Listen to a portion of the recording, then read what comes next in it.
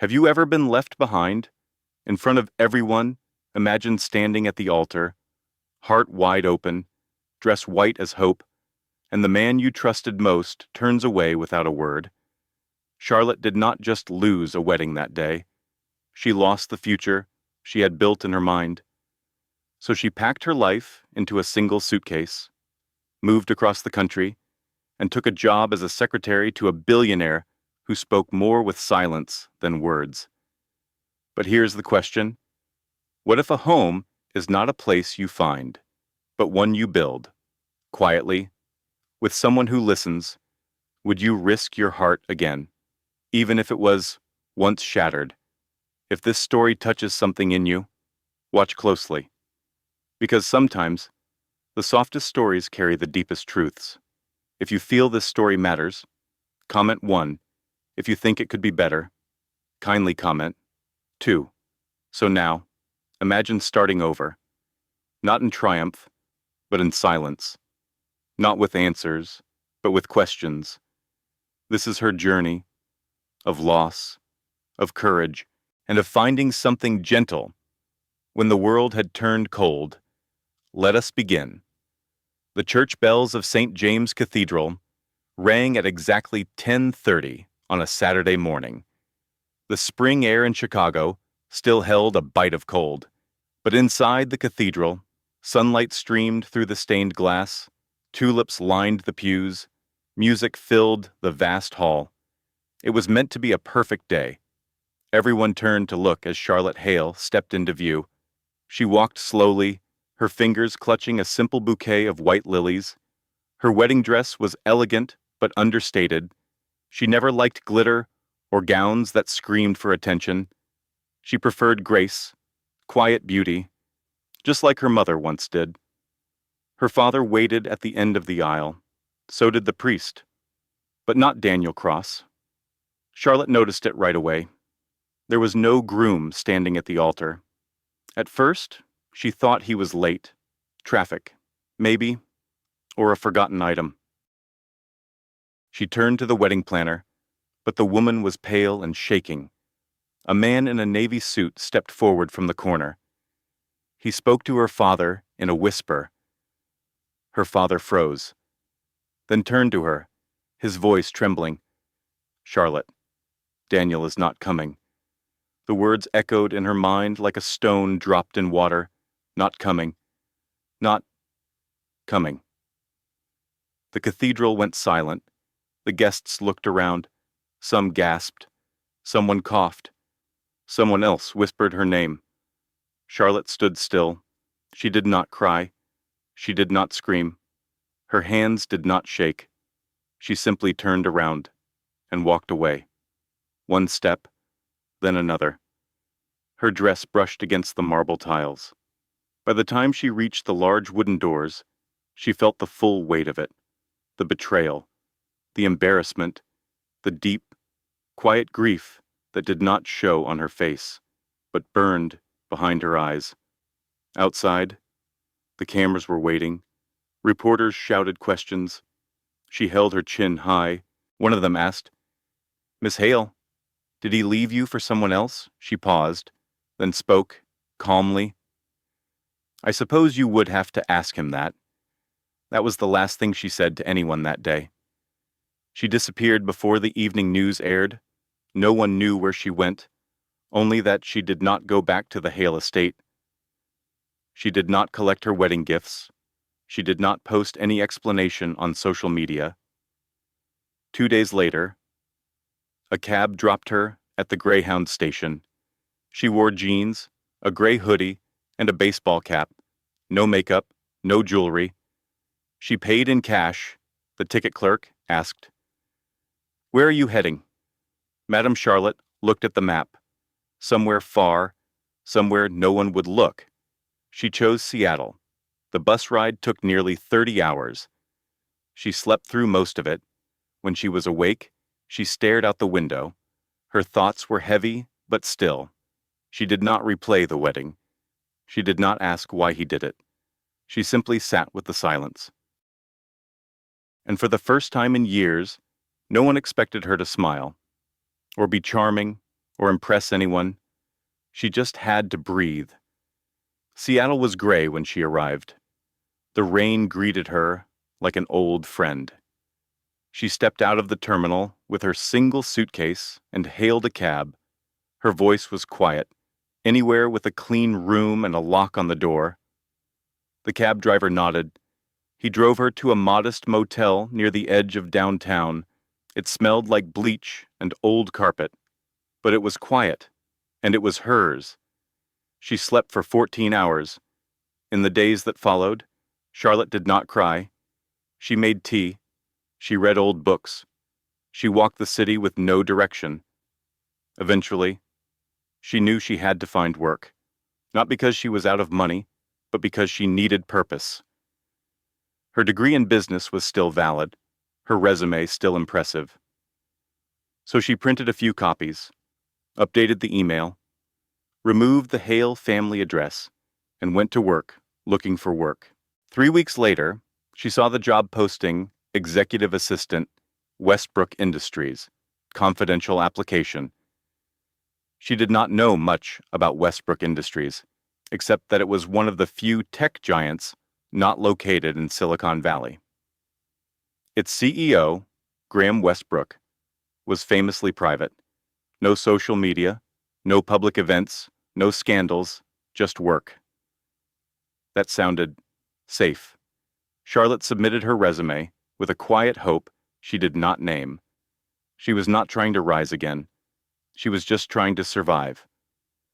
The motel where Charlotte stayed had yellowing curtains and the soft hum of old plumbing. The lamp flickered sometimes. The mattress dipped in the middle. Still, it was the first place in weeks where she felt no one would knock, or ask, or expect anything. Each morning, she woke to the sound of distant traffic. Rain tapped gently on the windows. Seattle rain was not dramatic. It whispered. There was something comforting about that. Charlotte kept her routine simple. She made coffee with a small machine placed on a narrow shelf in the motel room. She wrote in a notebook she bought from a corner drugstore. She did not write poetry or plans. She wrote lists, things she had lost, things she still had, and, slowly, things she wanted to find again. One morning, she sat by the window watching people pass with umbrellas. She sipped coffee that tasted like tin. She noticed how nobody looked at anyone. People kept moving. In Chicago, someone like her was known, watched, measured. Here, she could just be someone. Not a name, not a scandal, just Charlotte. Later that day, she visited a public library. She needed to use the computer. Her old laptop had broken during the trip. She could not afford a new one. She typed in her name, just to see. Articles still appeared. Headlines spoke louder than facts. Heiress, abandoned at the altar. Cross-family breaks off. Merger rumors. Where is Charlotte Hale? Now she clicked on none of them. She closed the browser, logged out, exhaled, then opened a job board. She applied for roles she knew she could do. Receptionist, administrative assistant, project coordinator. She did not care about prestige. She needed peace. On the 5th day, her phone rang. The number was local. A calm voice asked, "Is this Charlotte Hale?" She hesitated, then replied, "Yes. This is Westbrook Industries. We received your resume." Charlotte straightened up. The voice continued, "Mr. Graham Westbrook would like to meet you. Are you available tomorrow morning at 9? She agreed, then sat still for several minutes. Something in her chest stirred, not fear, not quite hope either, more like awareness, like the moment before a storm. She arrived at the building early. Westbrook Industries stood in the middle of downtown Seattle. A glass tower, modern, clean, quiet. It reflected the gray sky. The lobby was calm, no chatter, no rush. She told the front desk her name. A woman guided her to the elevator, floor 31, As the doors opened, Charlotte stepped into a world of silence. Not empty, just still. Like a museum after hours. A tall man waited behind a large glass desk. Salt and pepper hair, pressed suit, slate blue eyes. He did not smile. Charlotte Hale. She nodded. Yes, sir. I am Graham Westbrook. Please, sit. His voice was steady, not cold, but not warm. Just exact. She sat. He opened a file in front of him, her resume. He looked at it once, then looked at her. You worked at Hale Interiors for 4 years. Yes. Assistant to the director. Yes. You are not interested in design anymore. I am interested in working. He nodded once, then asked, why Seattle? Charlotte paused, then said, I needed to leave Chicago. He did not ask why. He folded his hands. My last assistant was efficient, but careless, with confidentiality. That is unacceptable here. I understand. There will be long hours. Some travel. The work is not glamorous. I am not looking for glamorous. He studied her again. Can you start Monday? Charlotte blinked. Yes, good. Human Resources will send the documents. That will be all. She stood. Thank you. He gave a short nod. She left the room. It was the shortest interview she had ever attended. And yet, something about it felt exactly right. Outside, the wind had picked up. Charlotte walked to a small cafe nearby, ordered tea, sat in a corner. She looked at the printed menu, but her mind kept returning to the man behind the glass desk, Graham Westbrook. What kind of man says so little, yet fills a room? What was behind those eyes that never shifted? She did not know. But something told her this was not just a job. It was a beginning. That night, she returned to the motel. She folded her few clothes. She called the front desk and booked only 2 more nights. Then she sat on the bed and stared at the wall. She whispered to the silence, let this be different.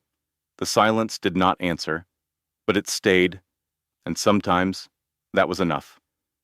The office Charlotte entered on Monday morning was not loud. It did not hum with phones or chatter. It breathed in silence. Every step she took on the marble floor echoed gently. The hallway lights were warm, not harsh. Each desk she passed was neat, not a single paper out of place. When she reached the executive floor, the receptionist stood to greet her. Welcome. You will be working directly with Mr. Westbrook. Your office is next to his. Charlotte nodded. Thank you. The receptionist handed her a small badge. It had no title, just her name. The office next to Graham Westbrook's was minimal. White walls, a long desk, a file cabinet, a phone, a single framed photo of a forest in fall. No one spoke to her for the first hour. She opened her laptop, checked her inbox. 32 emails waited, most with labels like confidential and urgent. She scanned them carefully. Then she began to work. At 9:45, her desk phone rang. Charlotte, come in. His voice was steady, as always. She walked the short distance to his glass-walled office. He did not look up from his screen. There is a file on the table. Red folder. She picked it up. You will need to revise the entire schedule for next week's investor meetings. 3 of them are now remote. 1 is canceled. Another has added 2 new guests. Charlotte nodded. Is there a list of the guests? There is. Page 3. She scanned quickly. Will you be speaking at all of them? Yes. Would you prefer I prepare a standard briefing or tailor them to each meeting? He looked at her then. His eyes, sharp and calm, searched hers. Tailored? I will take care of it. He nodded once. That will be all. The door closed behind her. She stood still for a second, then walked back to her desk. Her heart beat a little faster, not from nerves, from clarity. There were no games here, no politics, no small talk, only precision. She liked that. The days moved forward. Charlotte adjusted to the rhythm. Each morning began at 8. Her tasks changed without warning. Some days she managed logistics. Others, she edited speeches or handled private correspondence. Graham never raised his voice, but he noticed everything. He once paused at her desk and said, "You filed this report differently than the last version." She looked up. "I thought this format made the data clearer." He studied the layout, then said, "You were right," then walked away. It was the closest he had come to giving praise. Still, it stayed with her the rest of the day. He never asked personal questions. She never offered any. But small things slipped through. One morning, he arrived, soaked in rain. She offered him a towel. He looked surprised, took it, said nothing. The next day, there was a folded umbrella left on her desk. No note, just the umbrella. Another morning, she brought in coffee from a small shop she had found. It tasted richer than the machine in the break room. She placed it on his desk quietly. He took a sip, then said, "Where is this from? Third and Pine?" He nodded. The next day, he brought 2 cups from the same place, set one on her desk. Without a word, their words were few, but something was building between the lines. Not romance, not yet, but a rhythm. A mutual awareness. Charlotte noticed he always paused at the window around 4, hands behind his back, watching the city below. She wondered what he saw, what he remembered, what he wished he could forget. On Friday. As the day ended, Charlotte stood by the printer waiting for a document. She glanced at the floor below. Most lights were off. Only this floor remained lit. She realized how quiet it had become. She turned to head back. As she did, she saw Graham step out of his office. He paused. "You work late. I do not like to leave anything unfinished." He nodded. "Most people do not think that way anymore." She gave a small smile. "I am not most people." He looked at her for a long second. "No, you are not." Then he walked away. That night, Charlotte sat on her motel bed, staring at the ceiling. She thought about that last sentence. She thought about how it had not felt like flirting. It felt like something else. Like being seen, not judged, not praised, just seen. And in a world that had watched her fall, being seen without pity was rare and precious.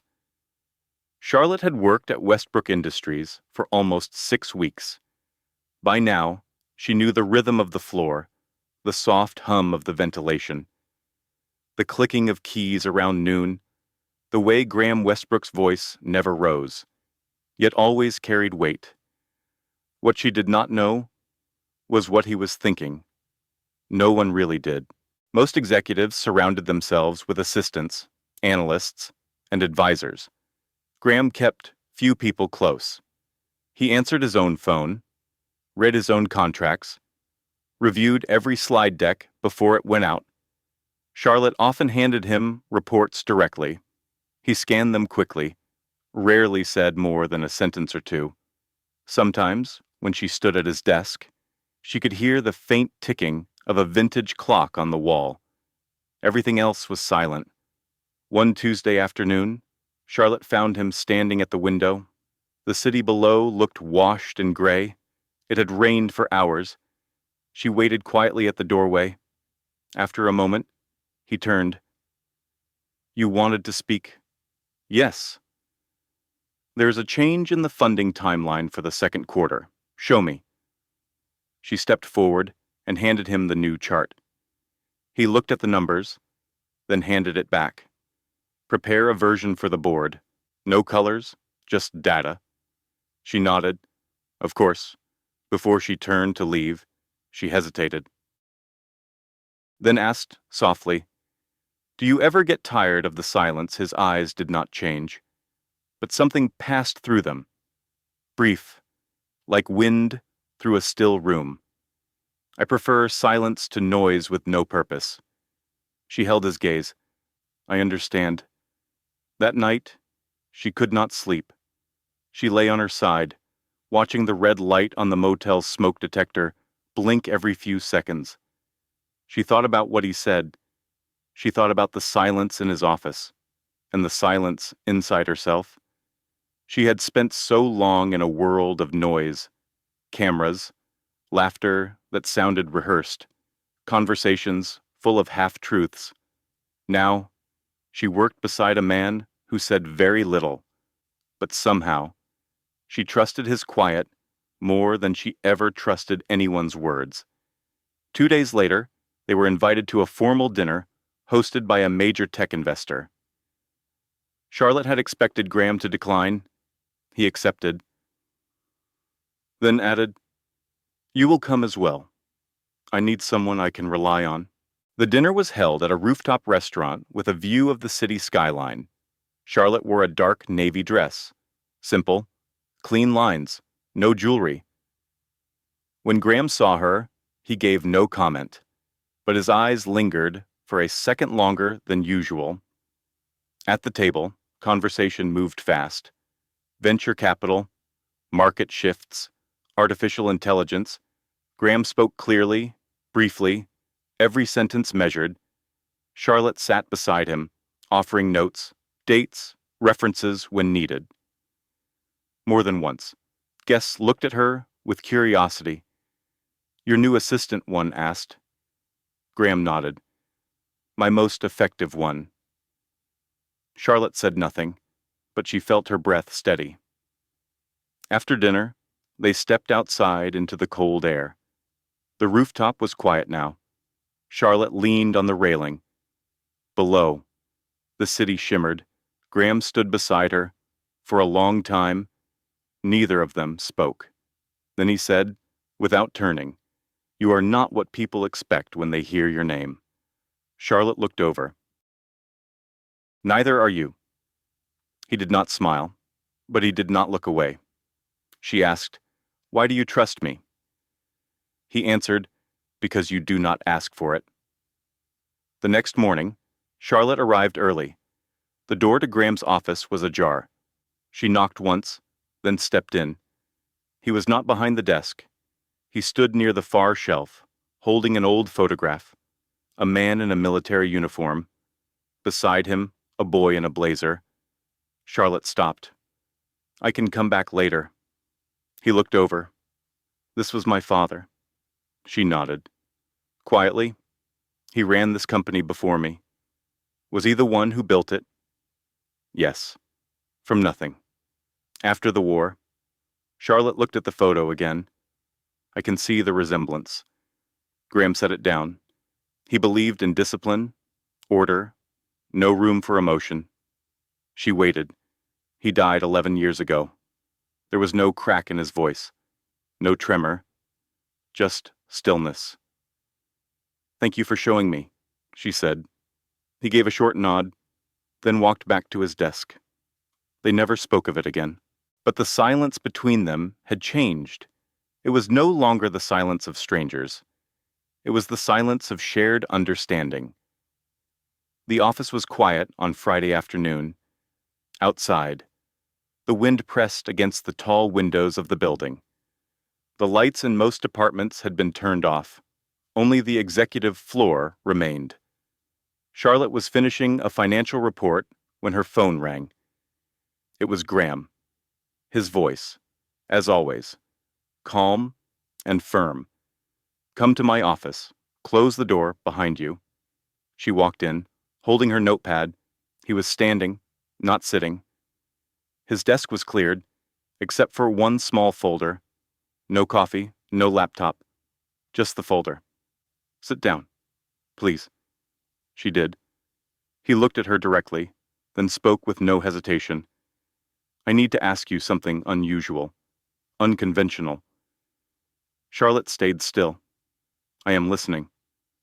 Graham took a breath, a shallow one. His voice lowered slightly.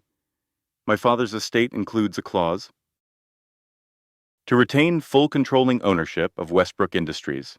I must be legally married before my 36th birthday. Charlotte blinked. Your birthday 2 months from now? He paused. I had no intention of complying. Until now. She looked at him carefully. What changed? You work quietly. You understand discretion. You have no connections to my competitors. Most of all, I trust your judgment. He stepped back, folded his hands. I would like you to enter into a 6-month legal marriage contract with me. It would begin immediately, end on the agreed date. There will be no intimacy, no public disclosure. It will remain private.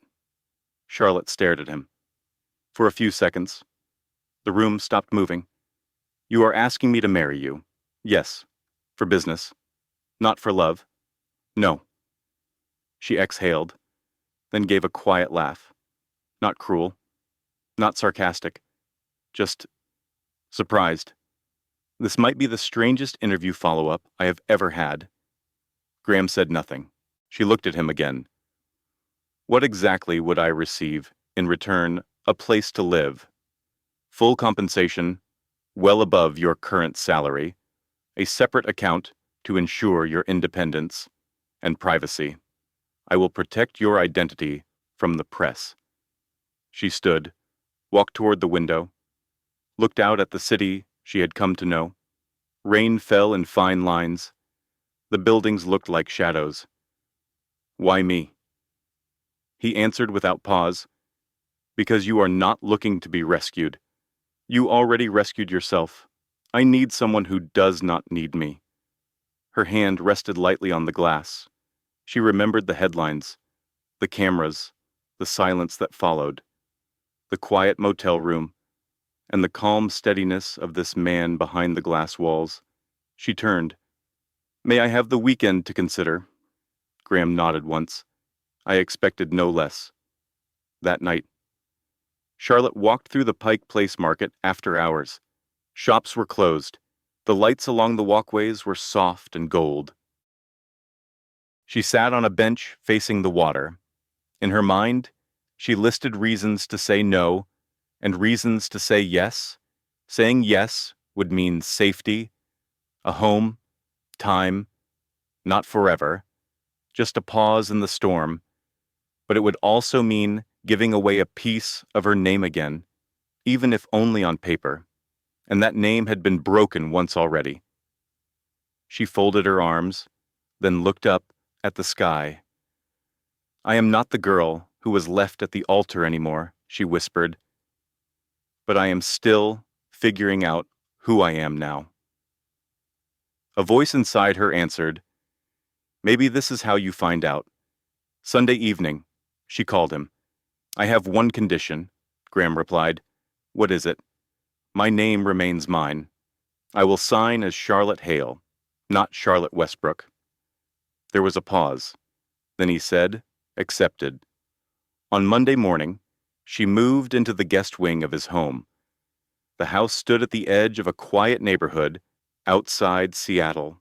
Modern, sharp angles, large windows, no photos on the walls. A house with structure, but no warmth. Graham showed her the wing she would stay in. Separate entrance, private bathroom, small kitchen area. You are free to come and go as you like. The only shared space is the meeting room near the library. Everything else remains professional. Charlotte looked around. I appreciate the clarity. There will be a notarized contract signed tomorrow morning. I understand. He paused at the door, then said something that almost surprised her. If at any point this makes you uncomfortable, you can walk away. Charlotte looked at him, and if it makes you uncomfortable, I do not get uncomfortable. The next day, they signed the papers, 2 witnesses from the legal team, a notary, no flowers, no ring, no vows, only signatures. When it was done, Graham closed the folder and stood. It is official. Charlotte nodded. Yes, it is. They shook hands. It was the first time they had touched. That night, Charlotte sat by the window in her new room. The rain whispered again.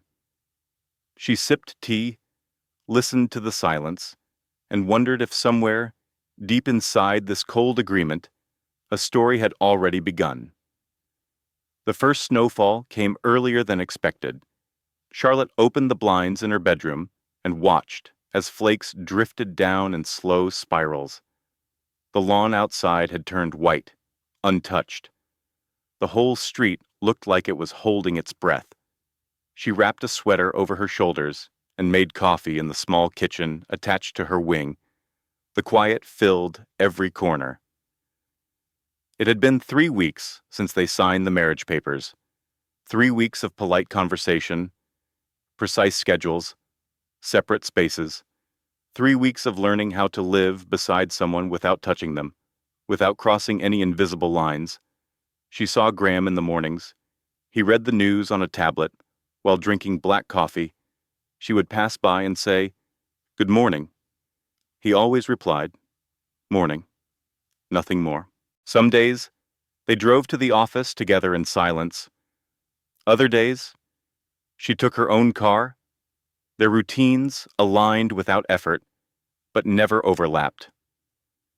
At the office, they worked like before, professional, distant, efficient, but at night, when Charlotte returned to the quiet of the house, she found herself noticing the little things: the coat he left on the hook, perfectly straight, the tray of tea he set outside her door when she had a cough, the faint sound of a piano playing once from the room at the far end of the hallway. One evening, Charlotte came home later than usual. She had stayed to review reports. Snow had thickened. The road shimmered in icy blue. As she opened the front door, she saw Graham sitting in the main living room. A fire burned quietly. He held a book in his hands. He looked up. "You are late. I lost track of time. You did not text. I forgot." A pause. Then he said, "Next time, please let me know." It was not an order, not cold. Just something close to concern. She nodded. Understood. The next day, she left a note on the kitchen counter before heading out. It simply said, "Home late. Finishing proposal.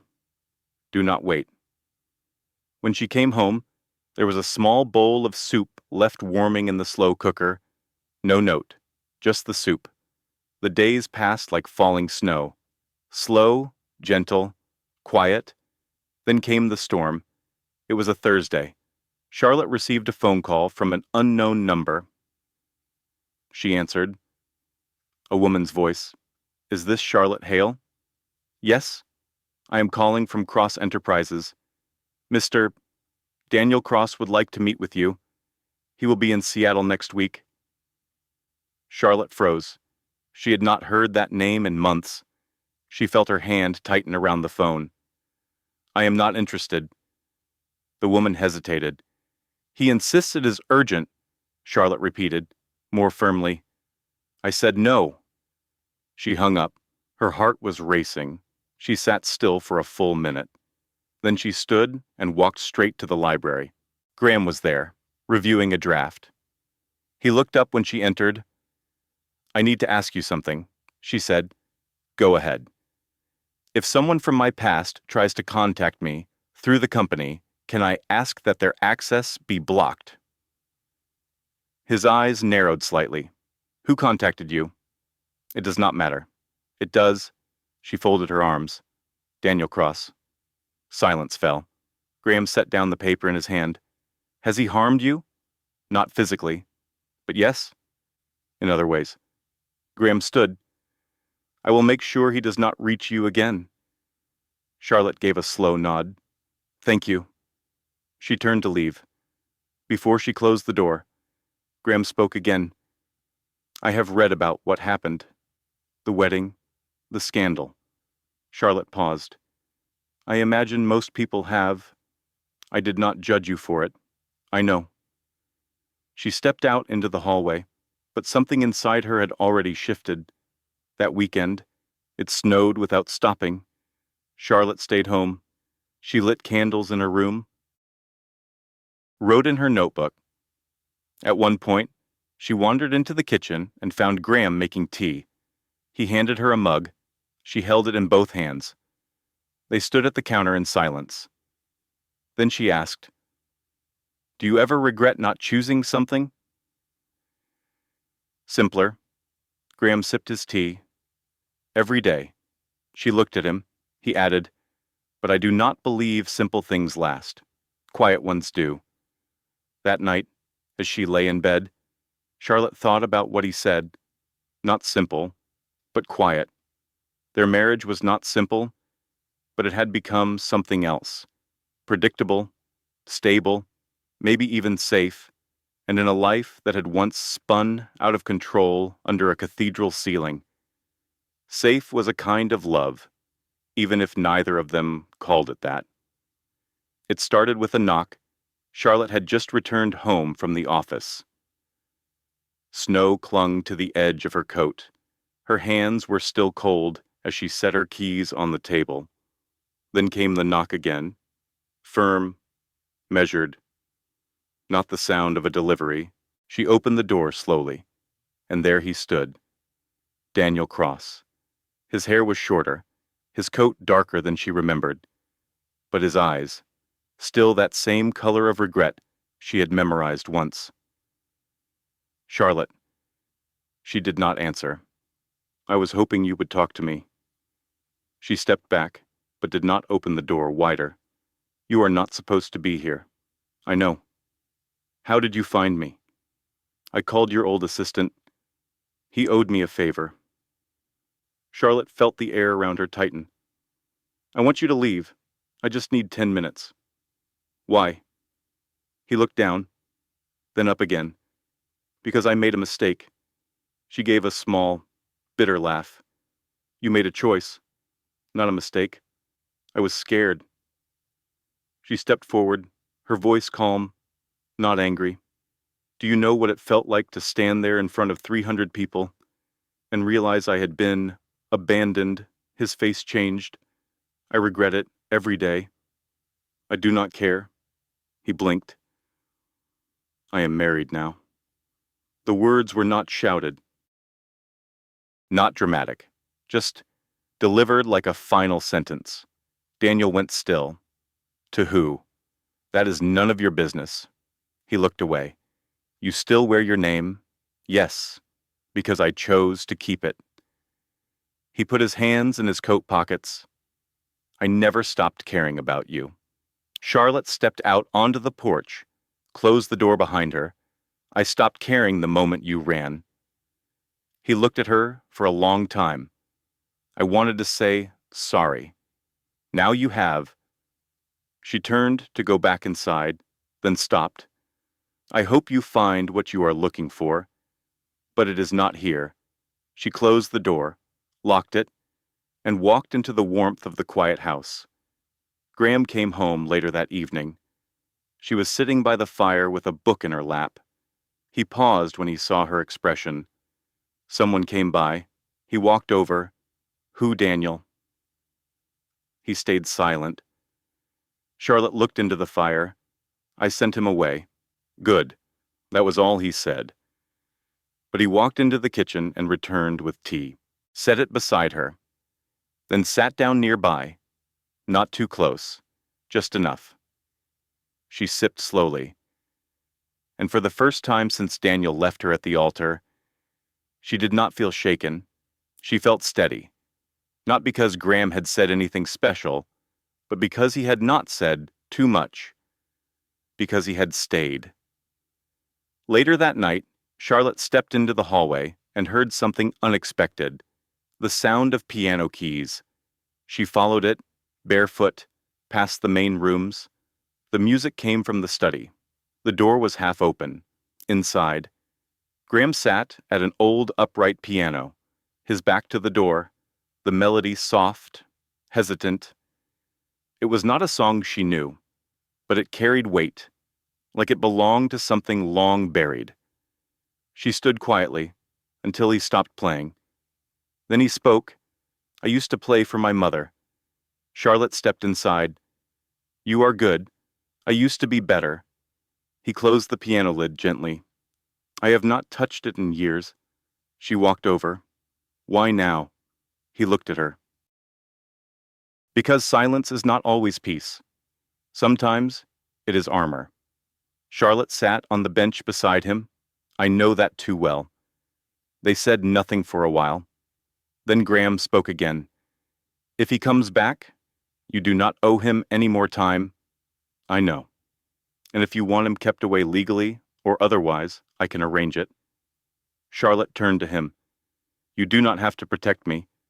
He nodded. But I want to. The next morning, Charlotte opened her inbox. There was one message. No subject line, no name, only 5 words. I never meant to hurt you. She hovered over the delete button, then clicked it. Gone. At the office. She moved through tasks with more focus than usual, her hands steady, her voice calm, but something had shifted. Graham noticed. He stopped by her desk after lunch. You are different today. I feel different. He studied her face. Stronger. No, just lighter. That night, as snow fell again, Charlotte stood at the window of her room. She remembered everything. The aisle, the silence, the headlines, the flight across the country, the job, the man who had offered her safety, not affection, and somehow, now, gave her both.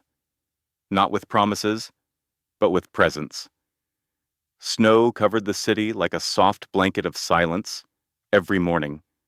Charlotte would wipe frost from the windows. The glass felt colder now. The air outside sharper. Inside the house, the days began slowly. Graham no longer left before she woke. He often stayed in the kitchen longer than needed. Sometimes he asked how she slept. Sometimes she answered. Their words were still few, but the quiet between them had changed. It was no longer the absence of conversation. It had become presence. One Saturday, the power went out. A snowstorm had swept through Seattle overnight. Charlotte stood at the window, watching branches sway in the wind. Graham appeared behind her with a flashlight. No power. Lines are down, citywide. Charlotte turned. Will it be out long? Probably a day. Maybe more. She wrapped a blanket over her shoulders. He handed her a cup of warm water. The fireplace still works. They lit candles in the living room. The flames danced gently. Then they both sat on the floor, not facing each other, just sharing the warmth. Graham spoke first. I used to hate winter. Charlotte looked over. Why? He stared into the fire.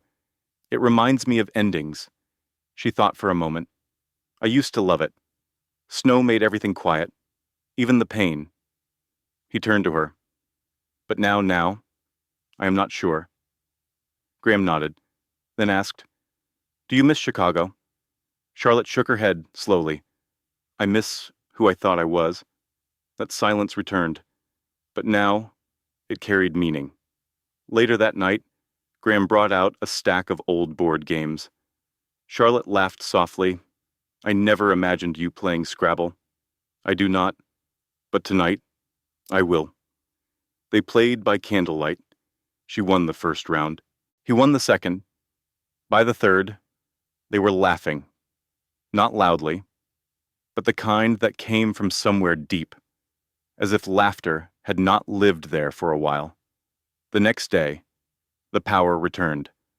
But something else had stayed behind. A comfort, a rhythm. One evening, Graham offered to drive her to the office instead of taking separate cars. She accepted. The next day, she cooked dinner, nothing elaborate, just soup and bread. They ate at the small table in the kitchen. Afterward, he did the dishes. No one mentioned the shift, but they both felt it. One evening, Charlotte sat in the library, reading. Graham entered quietly. He stood for a moment, then asked, "What are you reading?" "Letters from a war widow." He walked over. "She writes to someone who cannot answer." Charlotte looked up. "Yes." He nodded slowly. "That kind of love. It lingers." Charlotte closed the book gently. "I do not think it is just love. I think it is grief, turned soft." Graham sat across from her. "I never knew grief could soften. Sometimes it is the only way we can carry it." That night, as Charlotte walked past the study, she heard music again, piano. This time, she opened the door and entered. Graham looked up. He did not stop playing. She sat beside him on the bench. When the piece ended, he turned. "I used to play when I could not sleep. Do you sleep now?" He paused. "More than I used to." She looked down at the keys. "May I try something?" He moved his hands away. She pressed a few uncertain notes, then paused. "I never learned properly, just what my mother showed me." He watched her hands. "You remember well." She smiled. "It is the remembering that hurts sometimes." He did not answer, but his silence was full. On Sunday morning, they sat on the back porch with coffee. The snow had stopped. Sunlight bounced off the rooftops. Everything sparkled. Charlotte wrapped her hands around the cup. "I never thought I would feel this. Steady again." Graham looked over. "Is that how you feel now?" She nodded. "I do not know what to call it, but it feels quiet and safe." He said nothing, but his hand rested lightly on the porch railing, closer to hers than usual. Their fingers did not touch, but she could feel the nearness, and it was enough. That evening, Charlotte opened her notebook. She flipped past old pages, lists of things she had lost, things she wanted, now. She began a new page. At the top, she wrote, "Things I did not expect to find. Safety in silence, warmth in winter, someone who lets me be myself." She stopped there, closed the notebook, and sat still in the soft light. The days grew longer, but the cold remained. Charlotte began waking before sunrise, not because of alarms, but because something inside her stirred earlier now. Each morning, she would make coffee and sit near the window. Sometimes, Graham would already be there. They did not speak much, but they always noticed each other. One morning, she entered the kitchen and found him placing a fresh croissant on a plate. He turned. "I went to the bakery you mentioned." She smiled. "They are only open before 8. I noticed." He poured her coffee without asking how she liked it, because by now, he knew. They began sharing meals more often. At first, in silence, then in fragments. "You had a call from Hong Kong today," she said once. He nodded. "They want to push the deal. I am not ready." Why? He looked at his glass. "Because I do not build fast." She understood. One night, she heard the sound of snow against her window. She walked through the quiet house and found Graham standing in the living room, looking outside. He did not turn, but he said, "Sometimes I wonder what this house would be like if it had been filled." Charlotte stepped closer. "Filled with what? Laughter? Arguments? Joy?" She looked at him. "Was it ever filled with love?" He took a moment. "Not the kind that lasts." She stood beside him. "It can still be filled." He looked at her, his eyes softer. "With whatever we choose." The next evening, they went for a walk. Snow crunched beneath their boots. The street was quiet. They passed houses with warm lights inside. Children's shadows danced behind curtains. They said nothing, but Charlotte felt a shift, not in words, but in step. He did not walk ahead. He walked beside her, and when her glove slipped slightly, he reached out, not to take her hand, but to adjust her sleeve. It was nothing, and it was everything. Later that week, Charlotte returned from the office early. She carried a small wrapped box. Inside was a pen, simple, silver, engraved with 3 words, "You listen well."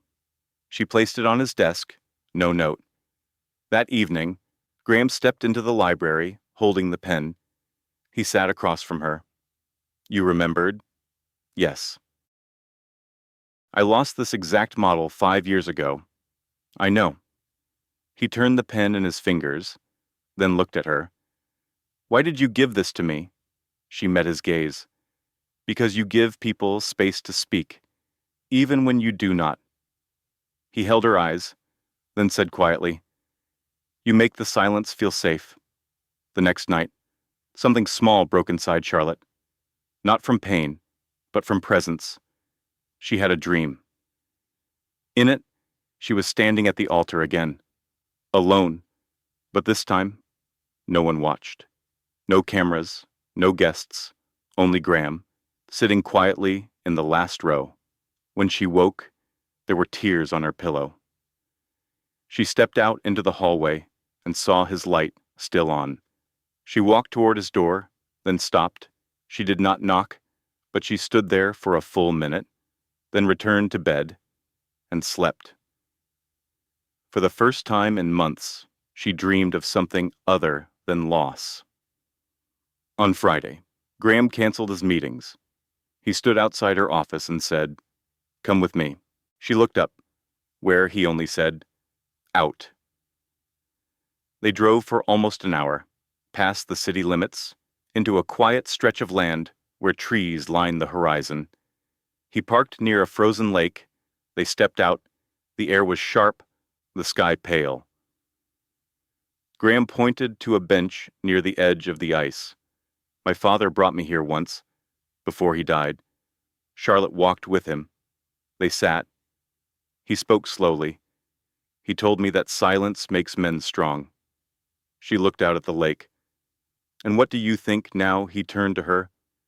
"I think silence can hide pain, but it can also hold peace." She nodded. They sat without words for a while. Then Graham spoke again. "Charlotte." She looked at him. "I know what we are. I know what we agreed to." She waited.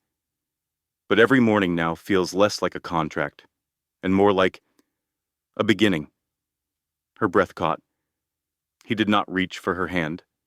He did not move closer. But his voice trembled slightly.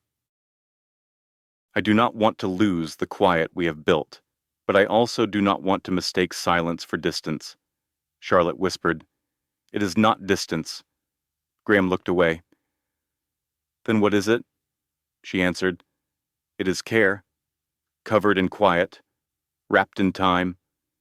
They returned home in the dark. She stepped out of the car first, walked into the kitchen. He followed. As she made tea, she turned. "Do you want to stay?" He looked confused. "Here, in the kitchen." "For tea." He nodded. "Of course." She placed 2 cups on the table, and they sat. No vows, no confessions, just warmth and presence. Spring came quietly. The snow melted. Buds formed on branches. The city, once cold and white, now shifted into soft greens and golds.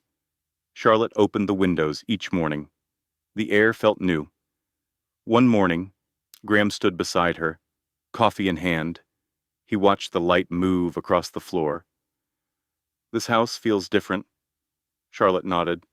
"It is. We are." He turned to her. "Your contract ends next week." She said nothing at first. Then, quietly, "I know." He waited, as if each second between them held more than words could. Finally, she asked, "Do you want it to end?" He looked down. "I want the contract to end." Then looked at her again. "But not the mornings. Not the coffee. Not you." They did not speak of it again for 2 days. But something shifted. Their steps were slower, their silences fuller, their glances lingered longer. One night, Charlotte walked past his study and saw the door open. Inside, Graham sat on the piano bench. He was not playing, just sitting, still. She stepped in quietly. "Can I sit with you?" He nodded. She sat beside him. Neither of them touched the keys. Then she asked, "Why do you hesitate?" Graham took a slow breath. "I have built everything with caution. Strategy, silence." He turned toward her. "But you taught me that sometimes silence is not about holding back." "Sometimes it is about listening," Charlotte whispered. "And what do you hear now?" he answered. "Myself, for the first time." That Sunday, they went back to the lake, the same bench, the same view, but this time, the ice had melted. The water moved freely, clear, open. Charlotte brought a small thermos of tea. Graham brought a photo. He handed it to her. It was old, faded.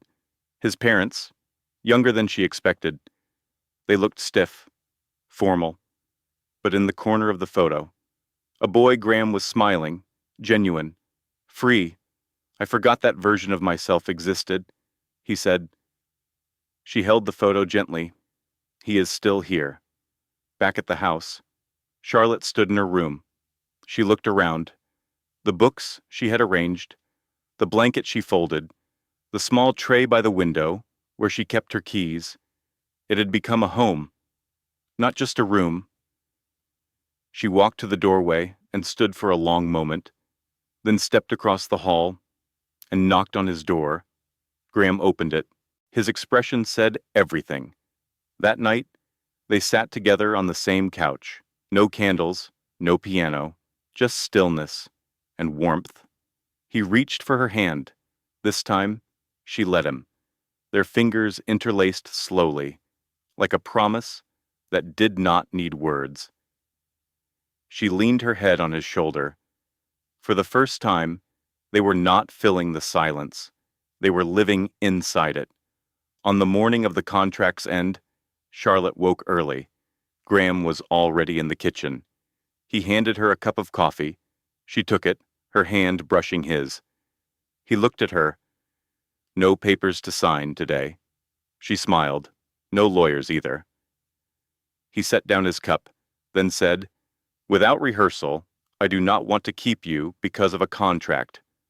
I want to keep you because of the way this house breathes when you are in it, because of the sound your cup makes on the counter, because of how you make the quiet feel like home."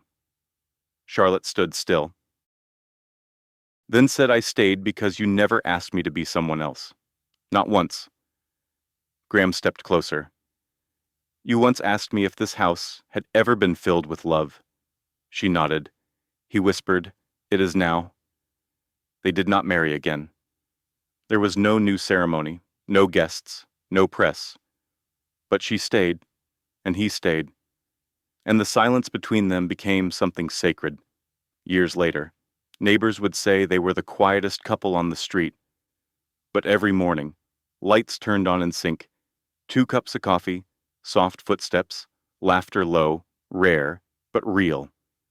And on Sundays, piano music from the study. Always 2 people, always side by side. They never spoke much in public, but their quiet said everything. One afternoon, Charlotte found her old notebook. She turned to the back page. She wrote, "We were not saved by grand gestures. We were saved by listening, by staying, by building a home in silence." She closed the book and placed it on the shelf.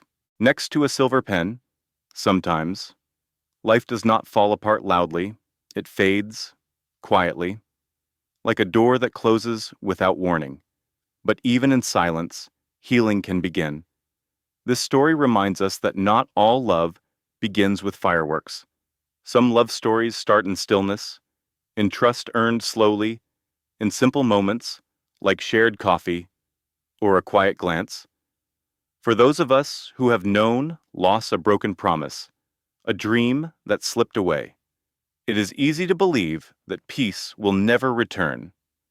But maybe peace is not something we chase. Maybe it is something we build, one quiet choice at a time. This is not a lesson about romance.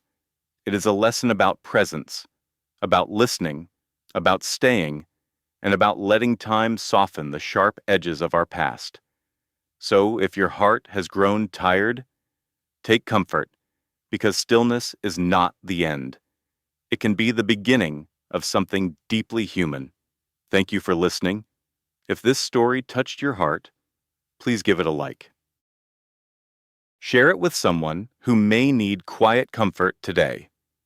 And do not forget to subscribe to the channel. Your support helps us bring more healing stories to life. We are grateful to have you here.